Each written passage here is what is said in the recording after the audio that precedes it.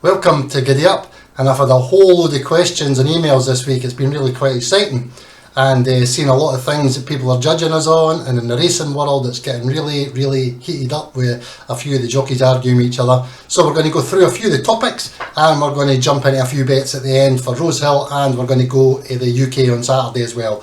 So the great questions, honestly, deciding on how much you can afford to bet, that's one of the big topics this week. They've got their gang together in the Houses of Parliament to get their bills put through, and they're going to tell you if you're a problem gambler. I don't know if you can get labelled things like that nowadays, and that's going to be interesting to see how they actually put a label on you to tell you, oh, you're a problem gambler, you can't bet anymore. Because as soon as they put a label like that on you, it's going to be a case for you to argue and say to them, I'm not a problem gambler, I'm an organised gambler. Now, there's a lot of people that I work with in the coaching plus and things like that, where I make them up betting plans, so I know that how they're approaching their betting and how they're taking their betting is seriously. And when you're a matched bettor, for example, you're going to be putting your money into the bookies, and you don't want to win the bookies because you want to win their bonus. So all of a sudden you're winning your Betfair account and you're losing your bookies. So let's say you go on a really good run, it's going to look like you're a problem punter. And if you're an arbor, you're the same. If you're putting a bet on to lay off in the bookies or in play or whatever, you could bet it with the bookies and go and play and come out lower odds.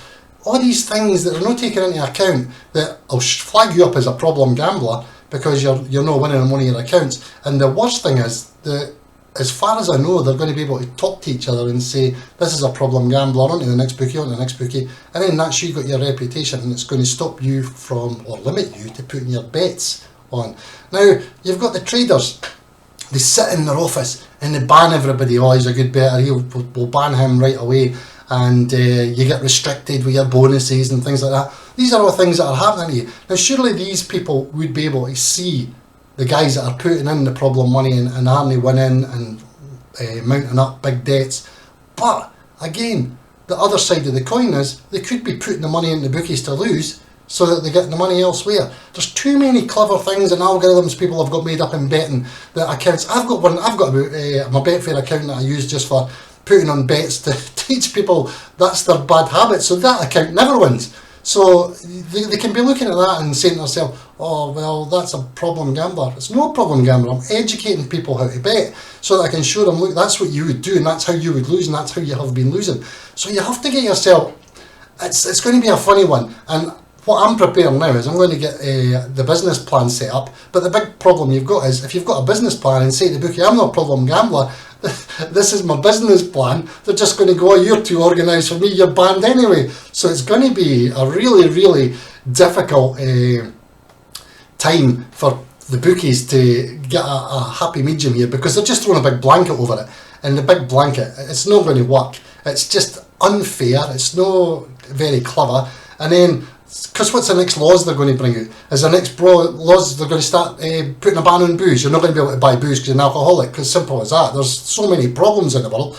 But you try telling people in Scotland they can't get any booze, that'll be a good laugh. Good luck with that one. And then we're going to ban food, and try that in America, no chance. And then what about banning the drugs? You'll have no chance, try that in Colombia. So we've got all these wee things that add up that they're not taking things into account. And what they're trying to ban is obviously people with pokey problems and casino problems. And alright, some people have got their betting problems, but the world's changing and we're trying to get so we can get the bet on.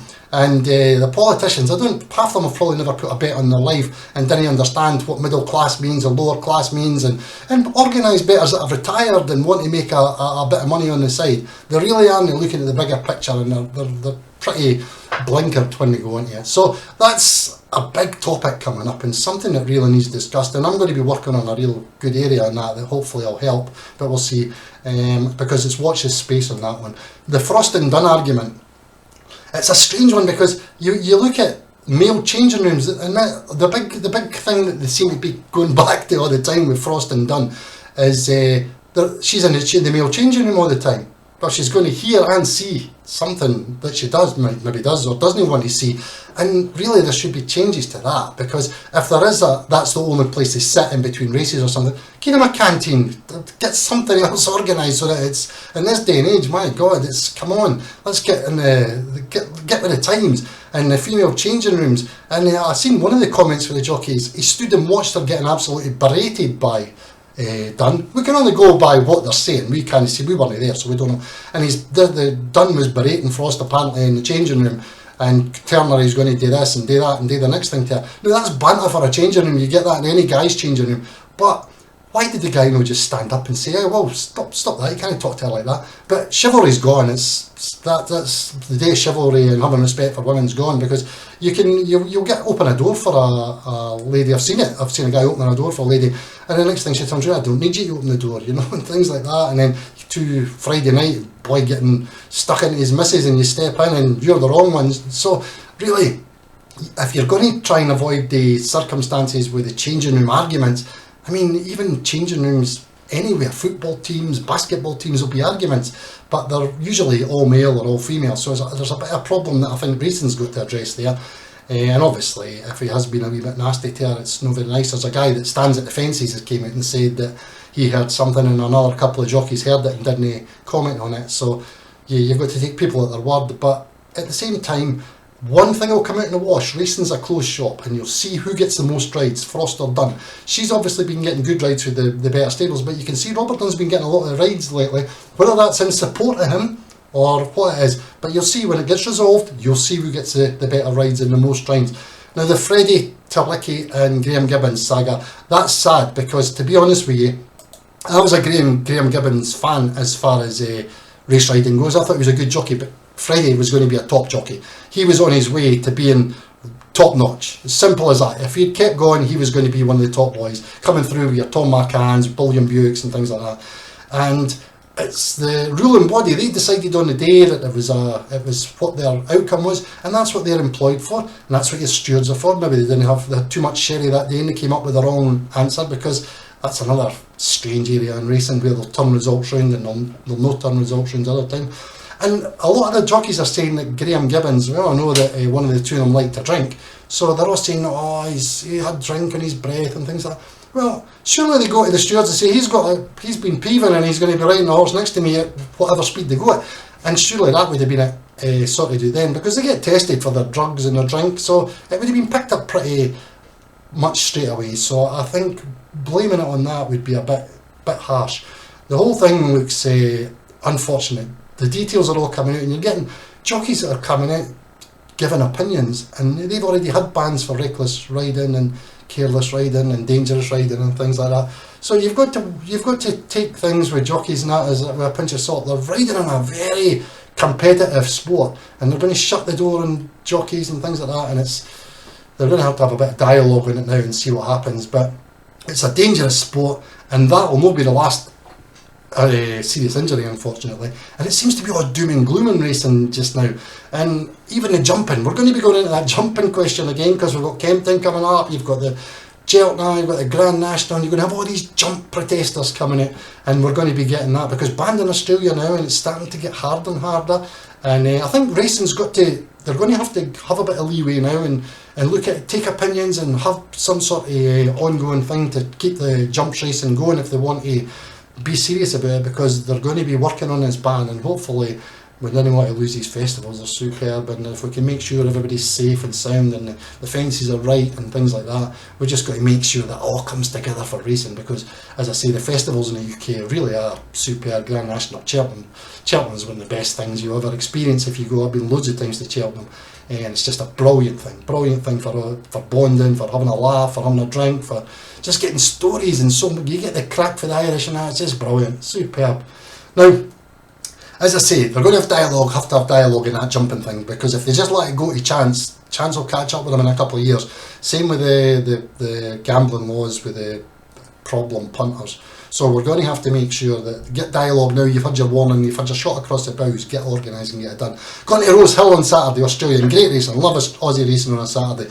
We're going to go with Nicky's Fling in the first with Rachel King. Three winners last Saturday, but we're going to go with her for a place for Gary Portello in the first at Rosehill, and we're going to jump straight on down the bottom to Karen McAvoy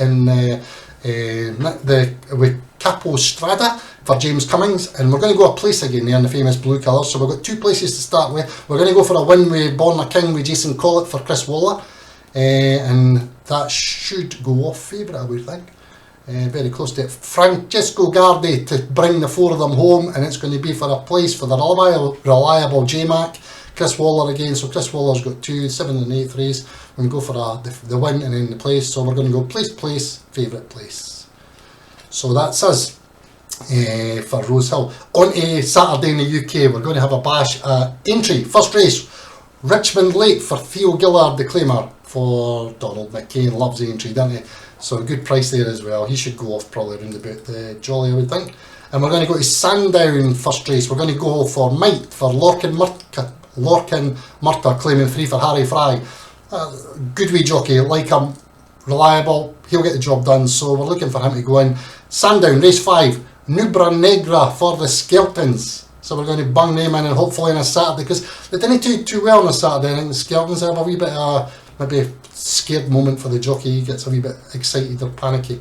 So we're going to bung him in race 5 at Sandown anyway, Nubra Negra. And then the last one in the wee bet, we're going to go Aintree race 5. Now if the money comes for this, should Ian Williams, I'm reckoning this will go off touching favourite, but probably second favourite, hoping second favourite, Matakahana, and it should be a decent price. It's about 7 or 8 to 1 just now, and I think it could come in less than that, but put the four of them together, you've got 171. Very exciting. So as I say, like the video, turn on your notifications, and make sure you give us a follow, because we're making this content for you, trying to make it exciting, get the topics talked about, and we'll speak to you again next week.